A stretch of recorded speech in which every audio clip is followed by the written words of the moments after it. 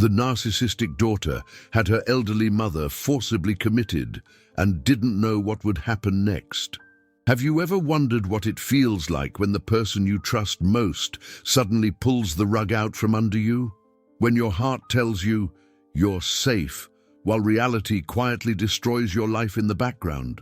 This is the story of Helga, a 76-year-old woman from Freiburg who has stood for honesty, hard work, and love her entire life. But these very values became the weapon used against her. Helga was one of those elderly ladies you recognize from afar. A friendly smile, a calm gaze that immediately inspires trust. She had experienced many hard times in her life. The early death of her husband, years of hard work in a small bakery, and yet she had never become bitter.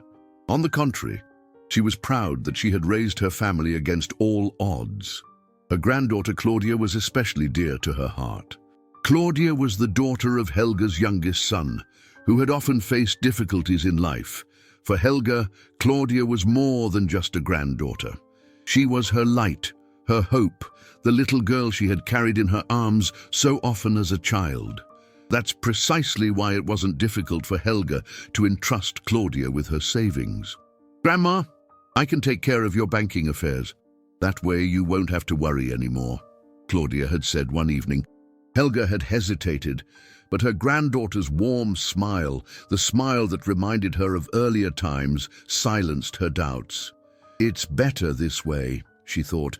"Young people know about these things. I trust her." What Helga didn't know, this trust was the beginning of a nightmare. For the first few months, everything seemed normal. Claudia sometimes brought receipts, spoke soothingly to her grandmother, and repeatedly reassured her, "Everything's going well, Grandma. Your money is safe. You don't have to worry about anything anymore." Helga occasionally felt a faint unease, but couldn't put her finger on it. After all, she thought, why would her own granddaughter want to harm her? But therein lay the tragedy. Claudia had long had other plans. Behind her friendly face and sweet words lay another side, cold, calculating, hungry for recognition and luxury. She saw her grandmother's savings not as the result of a hard life, but simply as an opportunity to make her own life more brilliant. While Helga cooked simple meals and tended to her knitting at home in her small apartment near the Black Forest, Claudia spent her evenings in restaurants, bars, and exclusive boutiques. No one in the family suspected how far things had already gone, and Helga herself was blind with love, blind to the signs that were becoming increasingly clear. There were moments when her heart sank. For example, when she noticed Claudia suddenly becoming irritated when she asked about her accounts. "Oh, Grandma, you don't understand any of this. Let me worry about it," her granddaughter would say with an annoyed tone. Helga nodded, swallowed her doubts, and tried to recall her husband's familiar voice. "Trust the family. They are your support." But how long can you suppress doubts before they become truth? Helga was at the beginning of a journey that would change her life fundamentally. She had no idea how deep the betrayal ran. She had no idea that all the sacrifices of her life, all the nights of hard work, all the little coins she had set aside to spend her final years in dignity no longer belonged to her. And yet, this story is not one of final defeat. It is proof that even the weakest, the most vulnerable, the oldest, possess a strength that no one should underestimate. Be sure to stay until the end of this story, because what Helga will later discover and how she will react is something no one would have imagined. It's the twist that can wipe the smile off even the most astute narcissists' faces. Helga firmly believed she'd made the right decision by choosing Claudia. After all, it was normal for the younger generation to support the older generation, especially when it came to complicated matters like online banking and insurance. But what was a gesture of trust for Helga developed into a leeway for Claudia, which she began to exploit unscrupulously. Claudia knew exactly how to keep the reins in her hand with words and looks. She skillfully played on her grandmother's emotions. "Grandma, you're so old-fashioned. I'm only doing this for you, so you don't get into trouble." When Helga asked hesitantly, Claudia's tone quickly sharpened.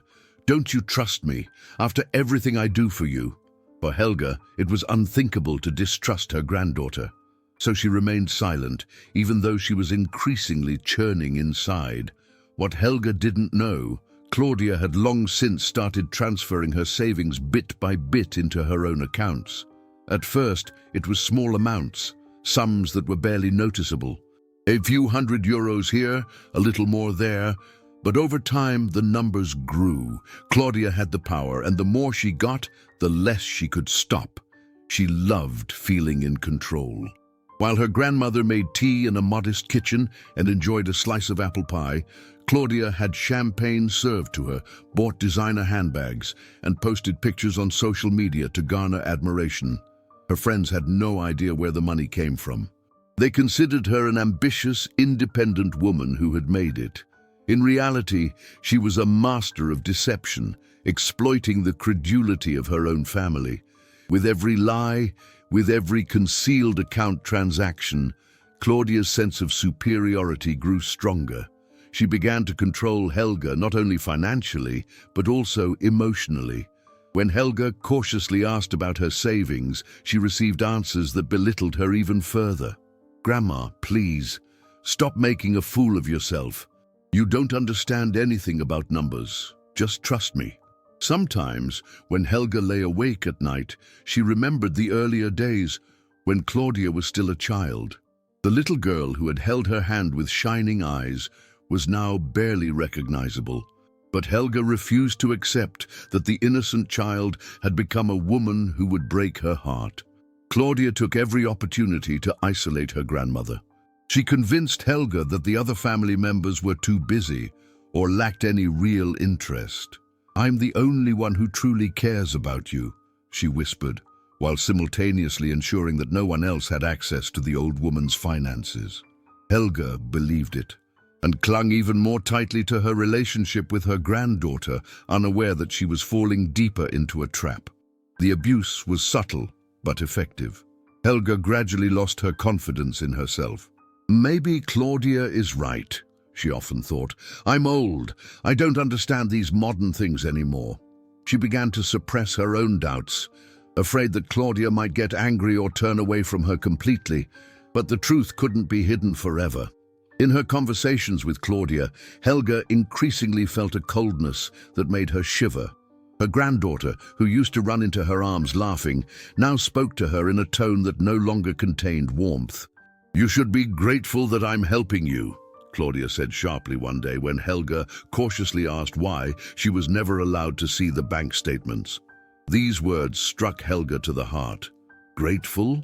Hadn't she sacrificed her entire life for her family? Hadn't she worked, saved, and made sacrifices just so the next generation could have a better life? And now she should be grateful that her own money was being managed by someone else. Without her having a single say in the matter, doubts gnawed at Helga, but the fear of being alone held her back. She didn't want Claudia to leave her. She didn't want her last close bond with the family to be broken, and so she remained silent. Day after day, week after week. Claudia, on the other hand, felt untouchable. Every successful deception, every excuse Helga had to swallow, increased her sense of power. She began to become even bolder, even more disrespectful. The covert abuse turned into overt abuse. She criticized Helga in front of others, making derogatory remarks about her age, her clothing, her supposed naivete. For Helga, these were stabs she silently accepted, out of love, out of hope that Claudia might one day become the granddaughter she once knew. But deep in her heart, the suspicion grew that something terrible was afoot. Helga felt she was being marginalized, that not only her money but also her dignity was slipping away bit by bit. And at that very moment, when Helga began to doubt herself, fate took its course. A random message, an inconspicuous phone call, would soon bring everything to light and turn Helga's world upside down. Be sure to stay tuned, because in the next part, You will learn how the truth came to light and how Helga was suddenly forced to recognize the face behind her granddaughter's mask. It began on a completely ordinary Tuesday morning. Helga was sitting in her small kitchen, as she often did, a cup of tea in front of her, while outside the rain pattered against the window panes. She had just put her knitting aside when the phone rang. She was used to receiving only rare calls. Most of her acquaintances had either passed away or were too weak to keep in touch regularly. When she picked up the receiver, she had no idea that those seconds would change her life. "Good afternoon, Ms. Schneider. This is Sparkasse Freiburg. We would like to speak with you about some irregularities on your account." Helga froze. The voice on the other end sounded polite but concerned. She frowned, trying to sort out her words. "Irregularities? What do you mean?" she asked, her voice trembling. The bank employee explained calmly but firmly. In recent months, large sums had been withdrawn from her account and transferred to various third-party accounts. Helga held her breath. That can't be true. My granddaughter takes care of everything." She clung to this sentence like a last piece of wood in a rushing river. But the facts were clear. Hardly anything remained of the savings she had built up over decades. After hanging up the phone, Helga sat motionless for a long time. The cup of tea in front of her had gone cold without her taking a single sip. Her heart was pounding so loudly she thought it would burst at any moment. A part of her didn't want to believe it, didn't want to accept that Claudia, her beloved granddaughter, had done all this. But the bank's sobering figures left no doubt. That evening, when Claudia came by as usual to check things out, Helga gathered her courage. "Claudia, we need to talk," she began in a trembling voice. The young woman looked up from her phone, annoyed. "What is it now, Grandma?" "The bank called. They said my account is almost empty. Want to explain to me what's going on?" For a tiny moment, uncertainty flashed in Claudia's eyes, but she immediately put her mask back on. "Oh, Grandma, really? You must have misunderstood something. You know how complicated this all is." Helga shook her head. "No, not this time. You gave me exact figures. The money is gone, Claudia. Everything I've worked for my whole life." The words echoed through the room, but instead of insight or remorse, Claudia's face showed something else: cold anger. "You know what, Grandma? You're just old and you forget half of everything. Without me, you would have been completely lost long ago. You should be grateful that I even care about you anymore." These sentences hit Helga like a slap in the face. Tears welled up in her eyes, but Claudia continued without consideration or compassion. "You're nothing but a burden, an old person who doesn't understand anything anymore. And now you're blaming me? Ridiculous." Helga felt her knees buckle. All the years of love she had poured into this girl, all the sacrifices she had made, everything was destroyed in that moment. For the first time in her life, she saw the real Claudia. No longer an innocent child, no longer a loving granddaughter, but a woman willing to exploit her own grandmother, and with contempt for it. The words echoed long after Claudia had left the apartment and the door had closed. Helga sat on her old wooden chair, staring into the void, feeling as if she had completely broken. The bank was right. The money was gone. But even worse was the feeling that her trust, her love, her entire family bond had also been lost. The following days were like a fog for Helga. She barely left the apartment, ate little, and spoke to no one. Over and over, she heard Claudia's voice in her head. "You're nothing. A millstone around my neck." These words burned themselves into her memory more deeply than any loss of money ever could. And yet, as devastated as she was, something deep inside her began to awaken. A small, inconspicuous flame. An emotion she hadn't felt for a long time. Anger. Not destructive rage, but a quiet, clear force. For the first time, she didn't just think that she was a victim, but that she had to defend herself.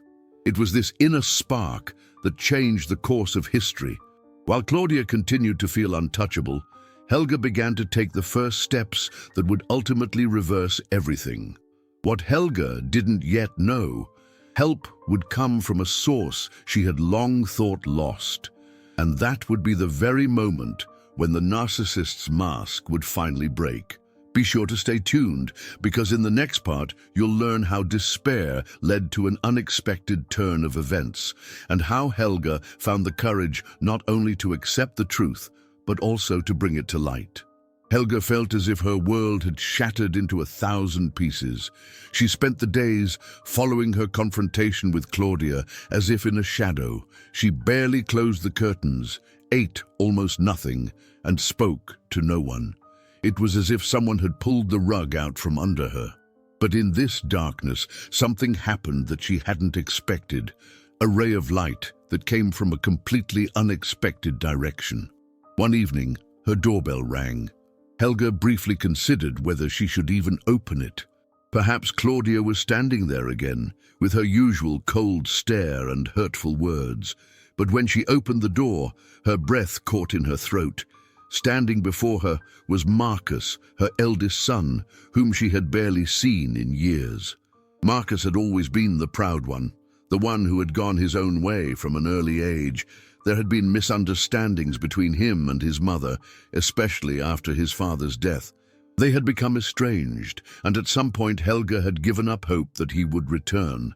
But now he stood there with a serious expression, visibly moved, and said simply, "Mum, I heard what happened." Helga burst into tears before she even invited him into the living room. It was as if all the pressure of the past few weeks had suddenly lifted. Hesitantly, she began to tell her story about Claudia's promise, about the responsibility for the finances, about the call from the bank, and finally about her granddaughter's cruel words. Marcus listened in silence, his brow furrowed ever deeper, his hands clenched into fists. "I should have been there for you sooner," he finally said, his voice breaking. "But this time, I won't let you down. Believe me, Mom, Claudia won't go unpunished." That same evening, Marcus began investigating. He was a lawyer by profession and knew how to gather evidence. Together with Helga, he reviewed the documents, contacted the bank, and obtained copies of the suspicious transfers.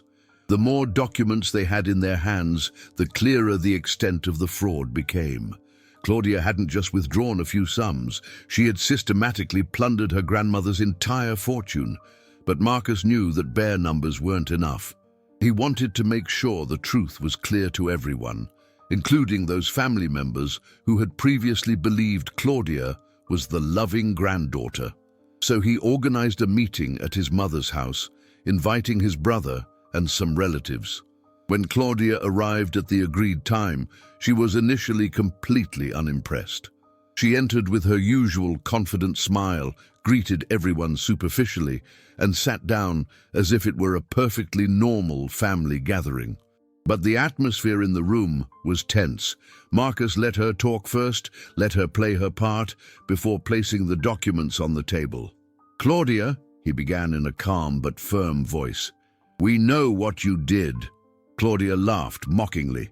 "What are you talking about? Another fuss? Grandma is old and always forgets things. I just take care of her." Marcus pushed the copies of the transfers in front of her. "These documents don't lie. Here are the account numbers, the timestamps, the amounts. Everything leads directly to you." For a moment, Claudia froze. Her face lost its arrogant smile, but she quickly tried to compose herself. "This is a misunderstanding. I only manage the money because Grandma—" "Enough!" Marcus interrupted with a determination that filled the entire room. "Not only did you steal Grandma's savings, you also humiliated and emotionally abused her. It's over, Claudia."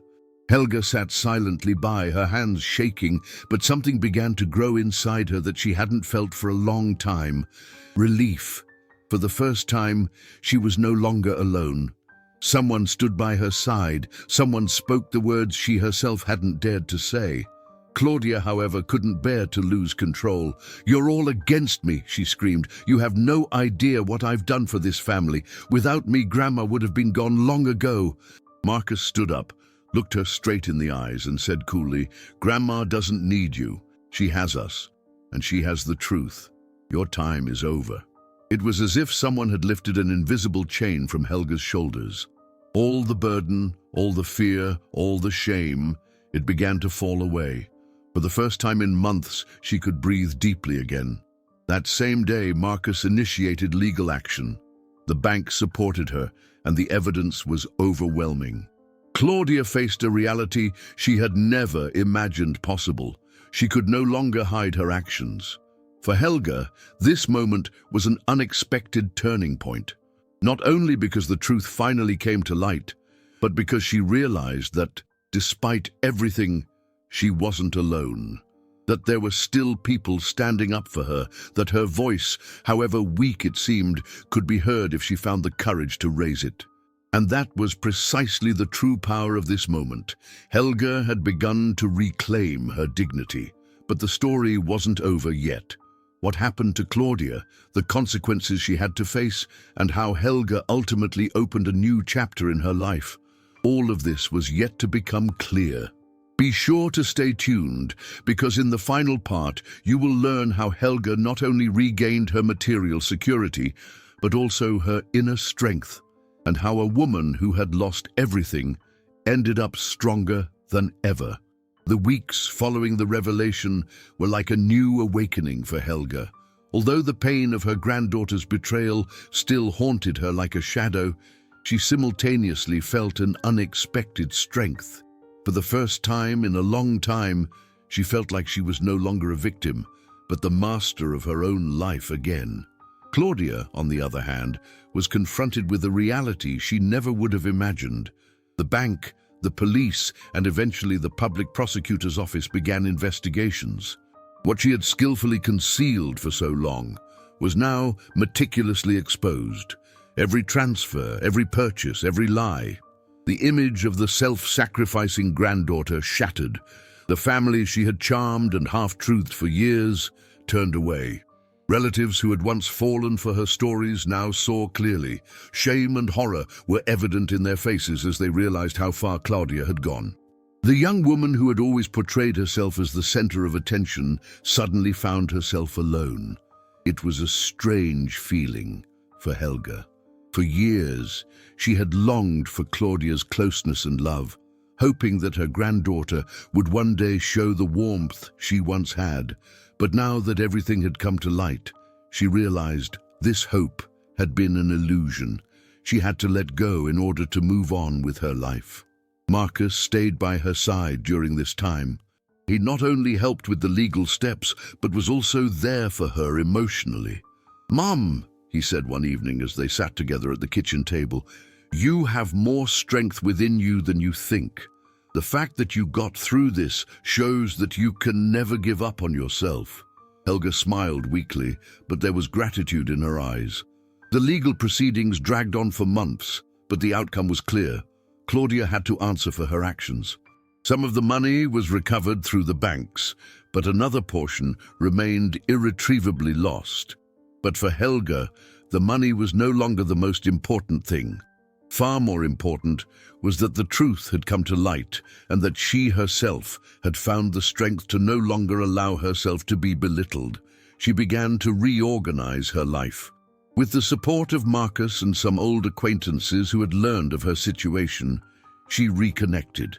Neighbors who had only greeted her briefly for a long time came by, brought cakes, or helped with small errands. Helga felt that she wasn't alone, something she had long believed. One Sunday, she decided to return to the church she had avoided for years. There she met old friends, people who had once been with her and who were genuinely happy to see her again. She didn't share every detail of her story, but the warmth of the community gave her strength. It took time, but slowly the pain gave way to the certainty that she wouldn't have to spend her final years in shame. She had risen up, hadn't remained in the role of victim. Even though she had lost much, she had regained something priceless, her dignity. Claudia, on the other hand, had to learn to live with the consequences. She not only lost the trust of her family, but also her social facade. Friends who had previously admired her turned away. The image of the self-confident young woman was shattered, and while she tried to deflect blame, reality remained relentless. Helga, however, looked ahead.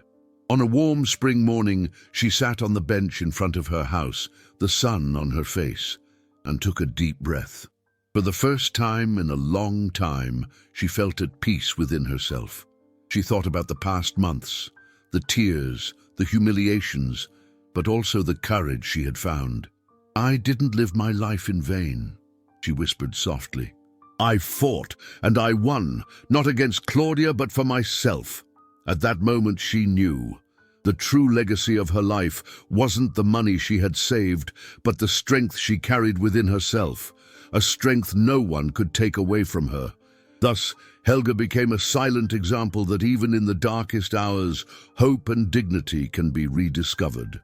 That even those who appear the weakest can ultimately develop the greatest strength. And that is precisely the message of her story.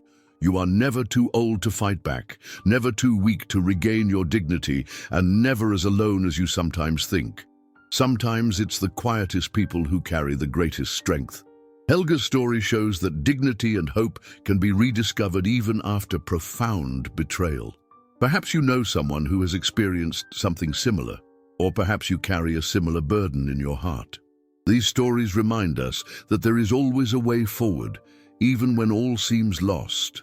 If you enjoyed this video, give it a like and subscribe to the channel so you don't miss any more moving stories. Check out the other videos. Even more unexpected twists await you there.